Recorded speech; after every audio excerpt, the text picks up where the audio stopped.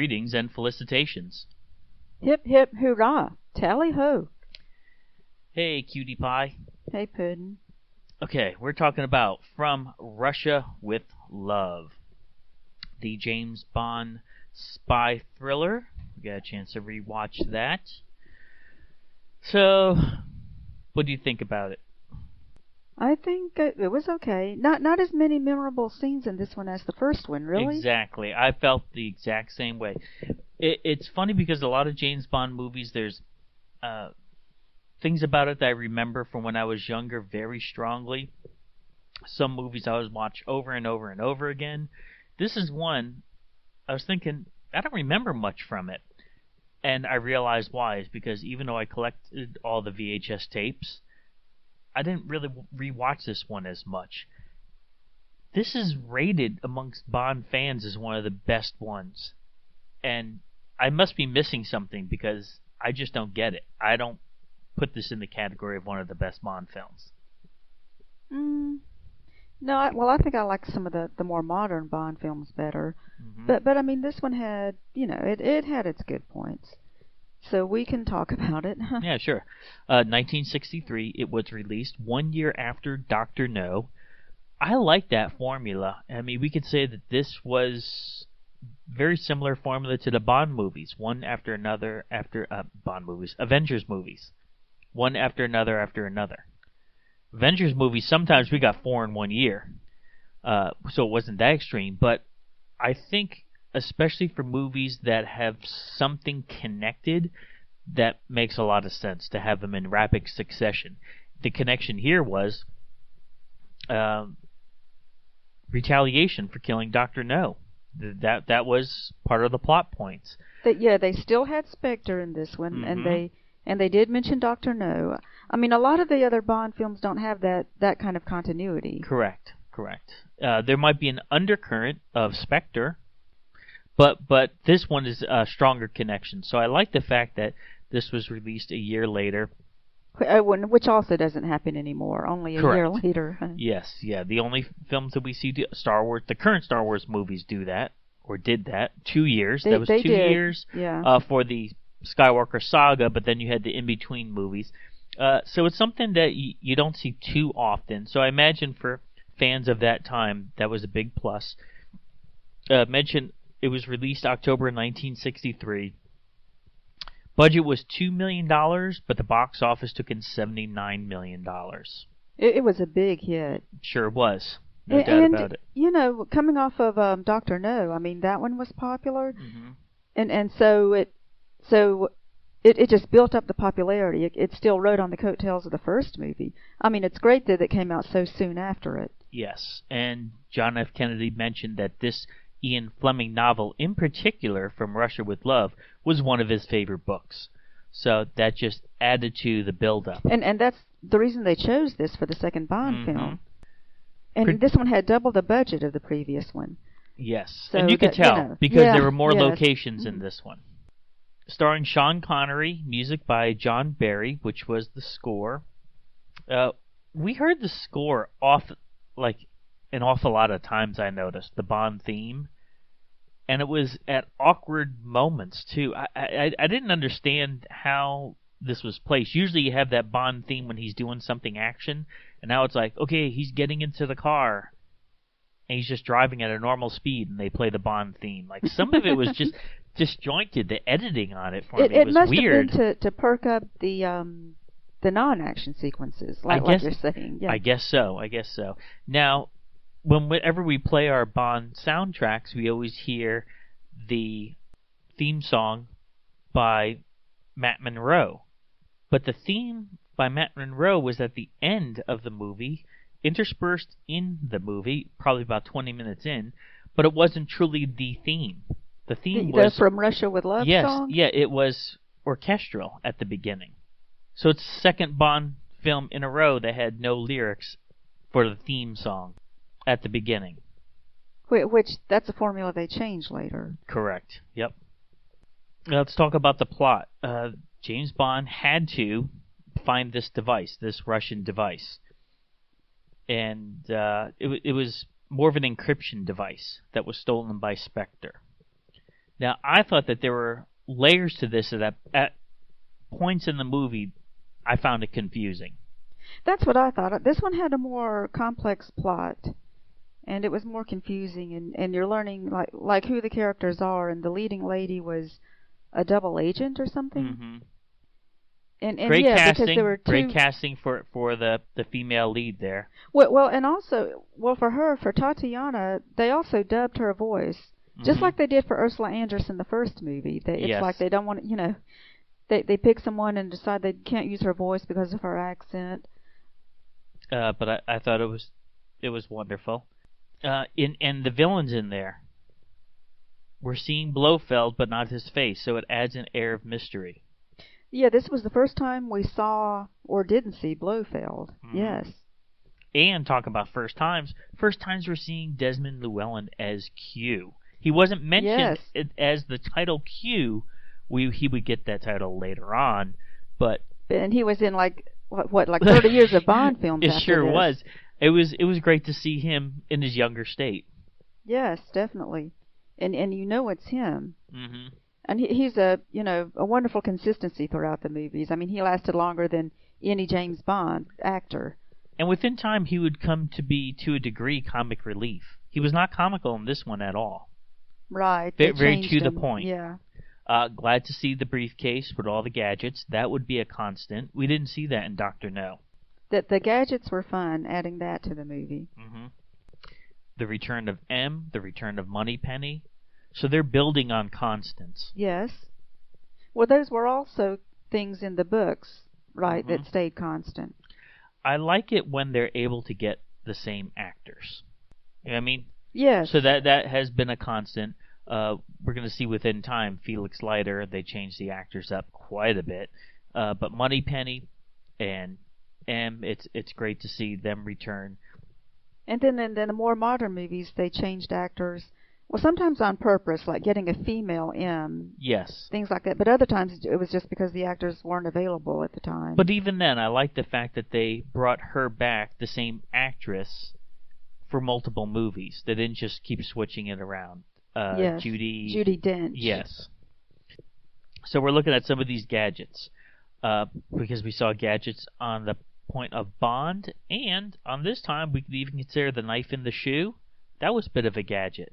It was. Right. It also turned out to not be very efficient either at the end with the other woman using it. Yeah, but that was apparently that was something that the KGB were using in real life during that time. Okay.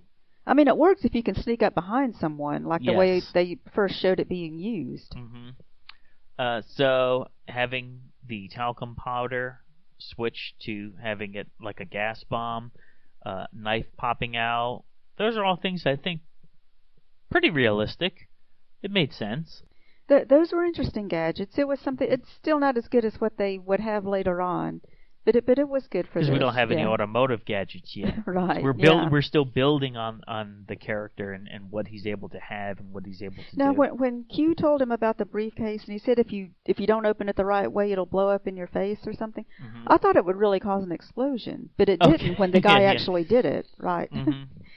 So that was a little letdown there. It wasn't blow up. It would be blow up that gas. Yeah. Not an actual explosion. Yeah, I could see where you'd come up with that from. With regard to the locales, this is the first time we're seeing multiple locales, and they show the map, which I've always enjoyed seeing in a Bond film. The line in the map. Which they did in Raiders of the Lost Ark. Yes, yes, they did. You're right on that. So Raiders actually got that from James Bond. That's a good point. I never thought about it like that, but yep, that is true. So, I think there was just more going on in this movie than the previous one. There was, and that's why it was harder to follow. But sometimes I just sit back and go, well, it's a Bond film. I mean, you kind of know the flow of it anyway, the action, and he gets the girl and that kind of thing. Mm-hmm. So what was the purpose of the two gypsy fighting women? Okay, there were some things in there that just seemed they added it just to flesh out the movie more and for more atmospheric. Yeah, just to have. It didn't have any point with the plot. Right. Okay. There were also curiosities too, like there was that periscope that was popping up. Yeah, where he was spying on them. Yeah, like really? Like if I remember once years ago there was a mouse in the house, and in the corner of my eye, I knew I saw movement, and I was like, boy, I thought I saw movement there, and come to find out it was a mouse. You're telling me that no one in this room, they don't see something popping up out of the floor, and no one says, whoa, what's that thing popping up? It's one of those things, again, when I was younger, I found it more fascinating. This movie, it just didn't work. It didn't connect with me on a lot of levels. You know, in that scene, they had the guy that was angry, that was yelling at the others, so that could have been a good distraction from not seeing it. Yes, could be. But it was fun. You know, it's very much, even when I was younger, I really liked, what's the other spy show that Leonard Nimoy was in? Mission Impossible? Mission Impossible. There were some of those episodes that had things like that were just ridiculous. Like you'd pull out a light switch and be able to peer into the next room. Like if anybody's ever pulled a light switch out or an electrical switch out, you know you can't peer into another room. It's just, it's the way the walls are built and everything. So, I mean, you have to, we're at the point, very much so, in Bond movies that they're like science fiction movies. If you know the real science of something, you have to suspend disbelief there. Yes, just because you have to say, know okay, it's a movie. You have to do that for a lot of movies. You have to do it for a lot of movies. Yeah. Oftentimes, spy movies, you don't have to do it as much because they're based on reality, but we're seeing that element of the fantastic in James Bond. And it's one of the things that we love about the Bond movies. They're fun to watch. Yeah. They're exciting. Yeah, there's no doubt about it. And I have to say, I mean, even as a woman, but do you think in this movie that the leading lady wasn't she wasn't really exploited as much as the women in a lot of the Bond films? Very disappointing. Yes. Oh, really? I liked it when she jumped into bed naked. Okay, there was that. That was great with just the neck. What do you call that? Oh, they had a name for it. It wasn't a choker, but the ribbon that you tie around your neck. Exactly. They said something, what it was called. Absolutely sexy. Loved it. But again, this was one of the things that, okay. Oh, you mentioned the ladies in the film. From what I understand, too, do you remember when James Bond was having that picnic? The idea was he was going to, on a regular basis, have this actress come in. I don't remember the name of the girlfriend now. But that was supposed to be a reoccurring role. The idea was Bond would constantly want to come home, see her, and then keep getting called on a different mission. Did he have a constant girlfriend? Yes, they were adding more stability to him, but that idea went out the window for whatever reasons. But that would change the character so much. Yeah, how could he have a constant girlfriend? Or he would be constantly cheating on her. Yes. Yeah. Yeah, I guess that's what it would be. We know that his marital situation changes very soon. We won't talk about that now because right now we're talking about From Russia with Love. Oh, and what was the other organization besides Spectre? Smerch. Yes, Smerch. So it's an introduction to Smerch. And again, I think that this was just too much information, too many things going on in this movie to make it the plot fluid.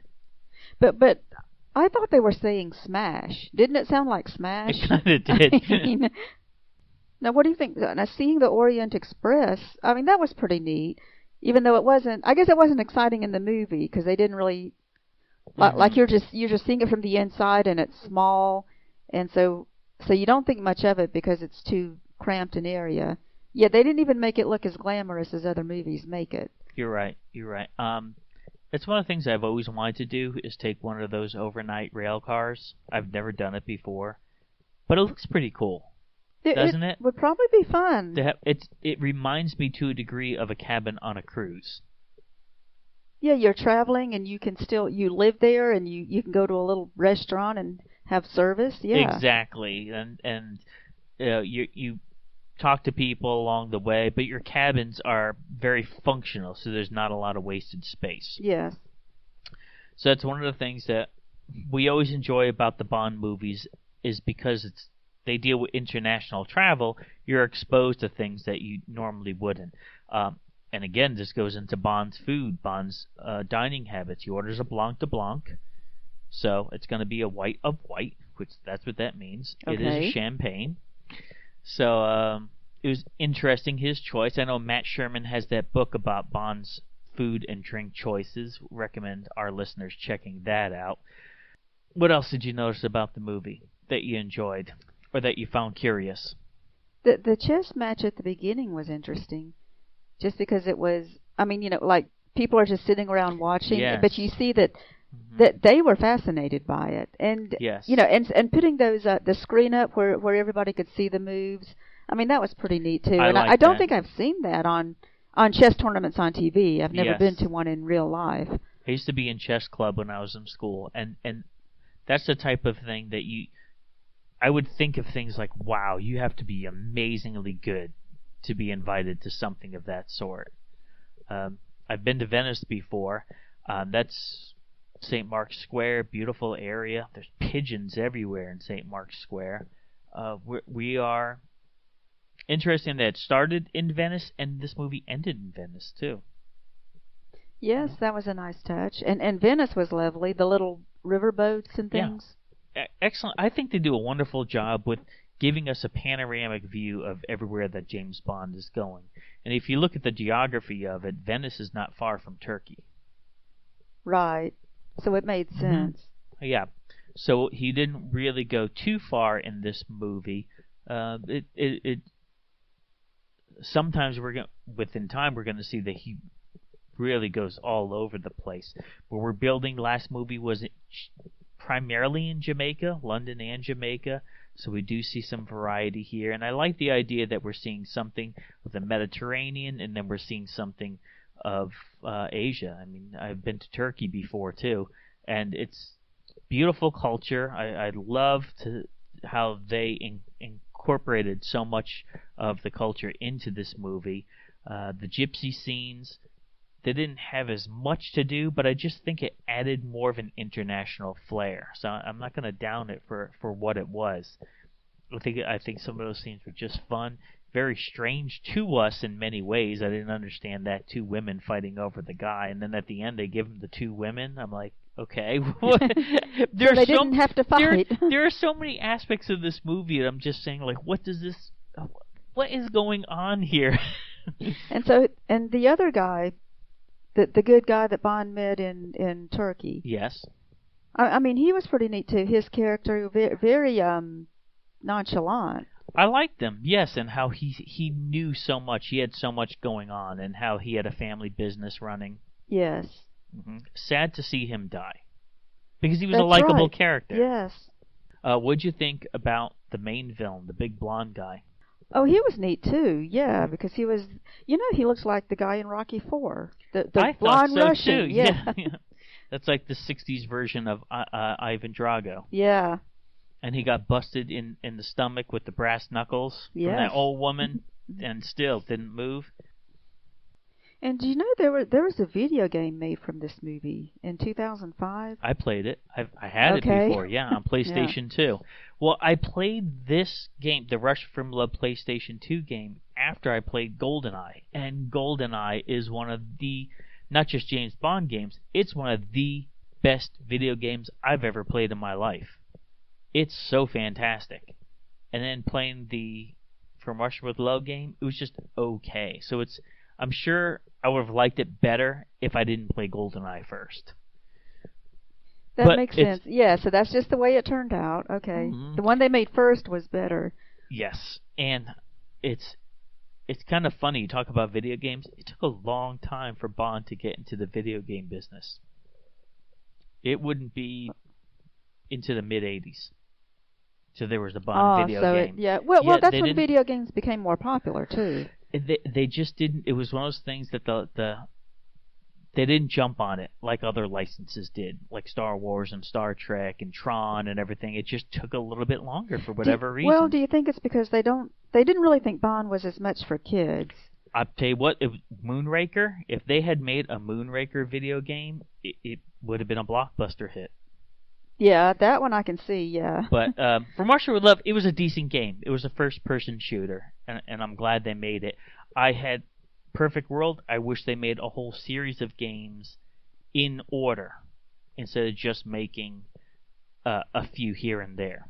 Like, I wish they made the Dr. No and then From Russia with Love and then Thunderball. I would have been totally immersed in it if they kept them going like that. I don't know if like a lot of people though, like discovered them after the movies had come out and didn't really know what order they were in. You got to figure, yeah, if the From Russia with Love game came out in, what did it say? Did you say 2000s? 2005, yeah. 2005, yep, because I'm thinking of where I was living and where I was playing at that time. Yeah, I mean, you're talking about multiple generations that were latching. Some probably never even saw the movie, just like first-person shooter games. Yeah. Oh, we were talking about Q before.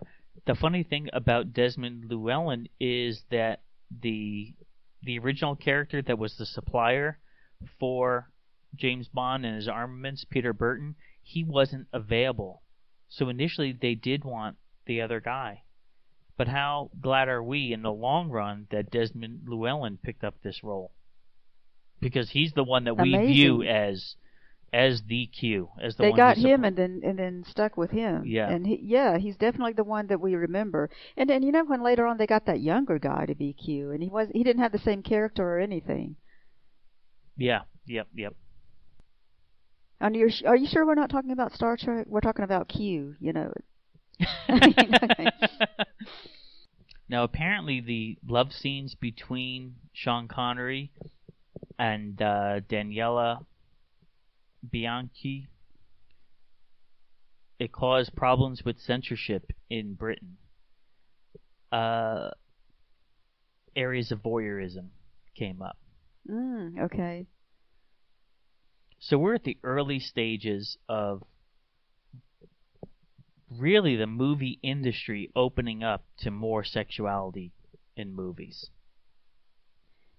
Yeah, it must have been very different for the time. Mm-hmm. I mean, now we don't think anything about it, but yeah, for that time. Now, one thing that I was looking for, and I noticed it was not in this movie, James Bond did not introduce himself with the famous tagline. Bond, James Bond. Isn't that okay? Yeah, so he did. You're right. Skipped out on this one, but he would pick it up later on. Well, he also didn't say shaken, not stirred, right? Because you were mentioning right. He ordered a different drink. You're right. Mm-hmm. And apparently, that little device that James Bond was using in the hotel room to see if there was any devices listening in on him, that is a real device that was used during that time. So I like that. I like it when they use real-world science, real-world espionage, and work it into the movie. Hey, we've said enough about this movie. Let's turn the mic over to Matt Sherman. He has always some great information about James Bond and this movie in particular, From Russia with Love. Hello, StarPodLog listeners. This is Matt Sherman. My wife, Janine Sherman, and I run James Bond fan events all over North America and in the Caribbean. We even have some events coming up in Europe, and I can talk more about that later. But I'm excited to be joining you now to be discussing From Russia with Love as a book and film. From Russia with Love is perhaps the closest of all the James Bond movies to the original Fleming novel, and the novel is highly regarded by many fans as Fleming's best. We'll talk about that a little bit later. For now, I want to remind you, as I did in the Dr. No podcast, it's fascinating, the order of the books and the films is reversed. Dr. No was the first Bond film, From Russia with Love the second, feature-length Bond film, and in the novel series, Fleming had written From Russia with Love first. And Dr. No was made first primarily for financial reasons. It was inexpensive to shoot in Jamaica. From Russia with Love, the budget had doubled for the film. Let's start by talking about the soundtrack for From Russia with Love. It's exciting, it's compelling, it's melancholic. It features a lovely theme sung by Matt Monro. Many listeners mistake Matt's voice for that of Frank Sinatra. It's a somewhat close match, but it's Matt Monro who sings the From Russia with Love signature tune, heard as a full vocal at the end titles of the film. And throughout the soundtrack, we hear beautiful, lush orchestrations from wonderful composer John Barry. The legendary John Barry had 5 soundtrack Oscars to his credit and worked on not less than 12 Bond scores, but for the first time From Russia with Love, he's given free rein. He was a last-minute replacement for Dr. No. He was challenged to take what Monty Norman had laid down as tracks and to literally jazz them up for the film, including the famous Bond signature theme, the down-now-now-now-now-now-now-now guitar work of Vic Flick that we all know and love, and indeed was played for more than 1 billion live listeners when Queen Elizabeth II jumped out of a helicopter to open the London Olympiad with Daniel Craig. What we see and hear in From Russia with Love is John Barry given full and free rein, whereas in Dr. No, he had to take what was already there and build upon it. As a matter of fact, the original Bond signature theme, the melody, was a show tune written by composer Monty Norman. He doubled the notes and played it percussively on a piano. Harry Saltzman and Cubby Broccoli felt it was not an exciting theme, and they brought in John and staff to jazz it up. Indeed, many years later, there was a huge lawsuit, a protracted battle that went on in New York filings and then fought in London courtrooms. John Barry sued for slander when ones had claimed that Monty Norman had created the original Bond signature theme. But one of the admissions that Barry tacitly did not create the theme is his 007 theme, a different melodic strain that's heard through the film. Bum bum bum bum bum bum bum bum bum bum bum. He created his own 007 theme that he used in 5 of his soundtracks, including From Russia with Love. I think that's a tacit admission that Monty Norman is the one who really created the Bond theme. And we know that Monty Norman created the melody and that John Barry and guitar master Vic Flick gave it that percussive and wonderful sound, that legendary sound. But the From Russia with Love soundtrack is rich with innovation. And we also hear the Bond signature theme constantly in the film.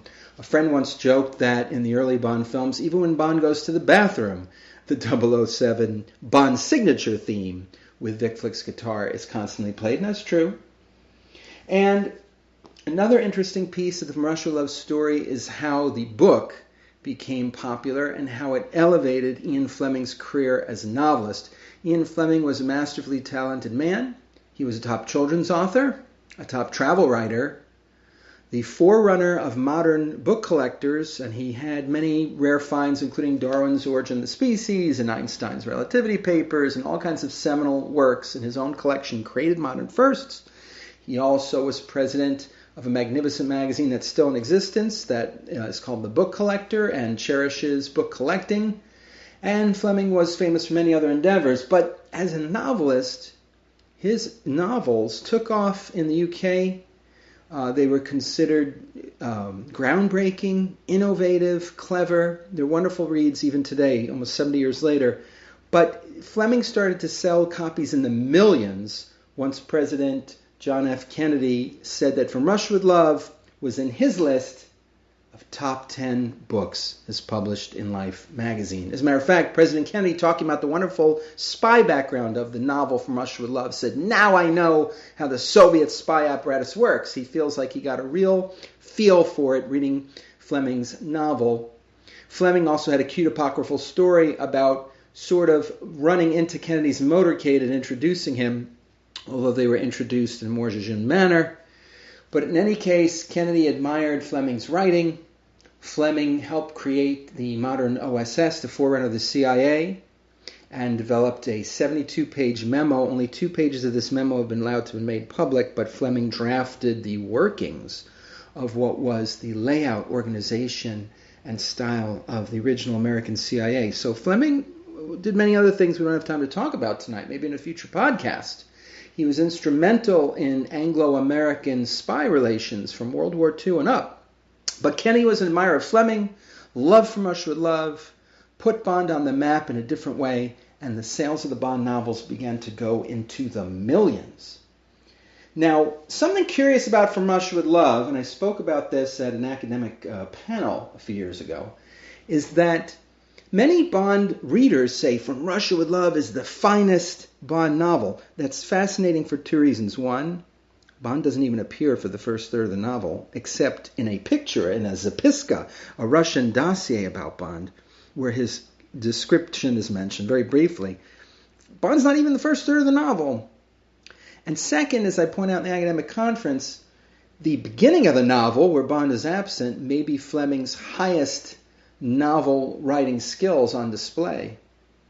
But later on the film seemed to be a crude and blunted Bond. You see, Fleming would always play off different personality types and personality facets, about one per title. And the Bond of From Russia with Love is blunted and besotted by hedonism. He eats low food, he drinks low liquor, he even discards his beloved Moreland of Grosvenor Street cigarettes for crasser cigarettes to smoke. And the beautiful Tanya Romanova, keeps luring him in bed, confusing him about his mission. And he vacillates between doing what's right and falling for a woman and putting her above the mission. Fascinating stuff. In other words, From Russia with Love is a double arc. It starts off as a very high, sophisticated novel and then gets jugular and almost vulgar in how Bond relates to the world around him. And this is intentional. I believe that's Fleming's subtext. As a matter of fact, there's a lot of blood all over the train car when Bond stabs Grant. But I'll let you read the novel for yourself. The book, again, is very, very similar to the movie. Here's a couple of key differences.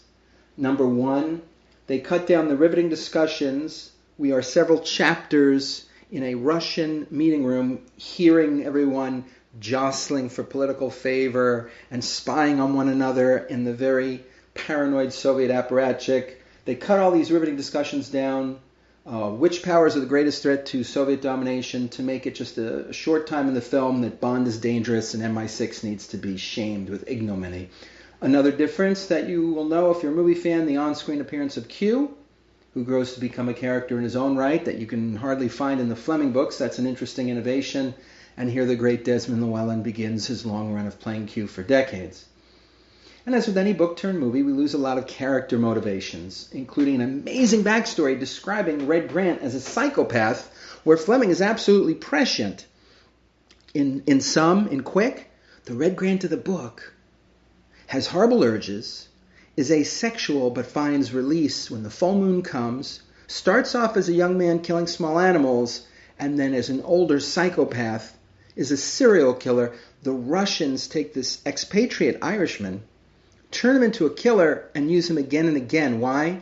Because he will never grow tired of killing. He'll never become alcoholic and blunted. He's the perfect psychopathic killer. What's prescient about it is it was only in the 1980s that the FBI started to even create profiles of serial killers or even use that term serial killer. And Fleming describes this psychopathic personality dossier perfectly in the 1950s. Fleming was well aware, as the second in command of British Naval Intelligence, of how torture worked, how spies were broken or endured through the war.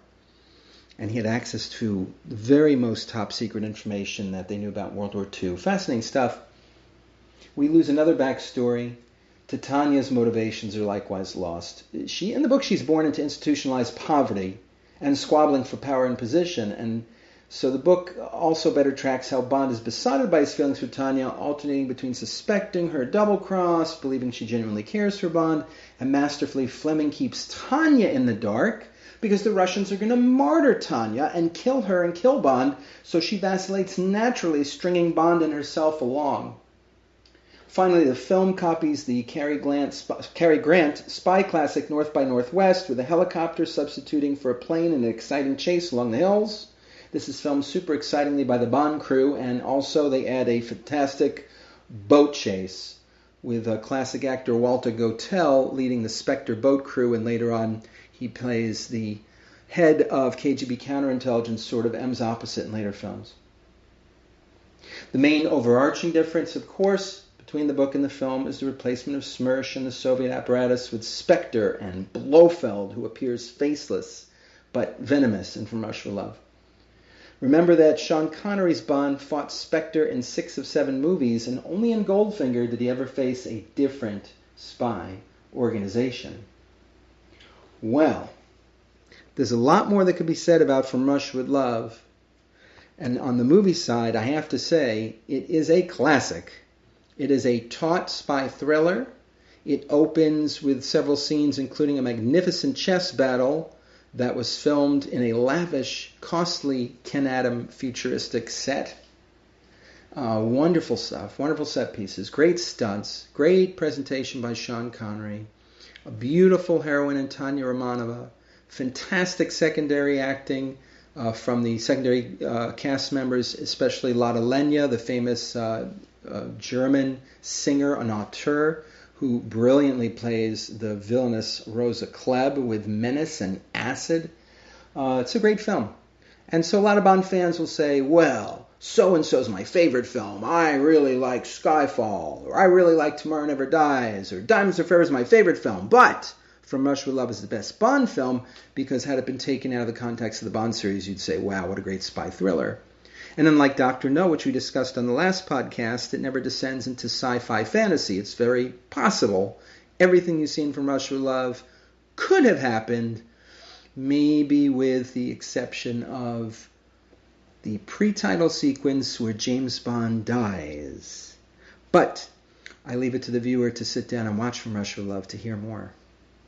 So I'm Matt Sherman. Thank you, StarPodLog listeners, for joining me this evening. And thanks to everyone who patronizes our fan events. You know, I met the StarPodLog leaders at SpyCon Atlanta. There's a SpyCon 2 coming up with some actors, God willing, this fall as the COVID-19 crisis subsides.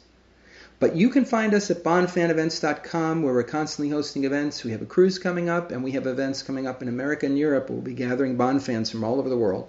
Fans from Brazil and France, England, Jamaica, Japan have come to our events all across the U.S. and Canada also. We hope you'll join us. So look us up at bondfanevents.com. And I and the StarPod Logcast are here to answer all your Bond fandom questions. Thank you so much.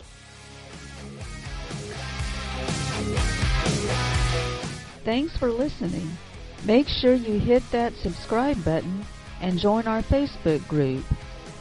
Live long, and may the Force be with you.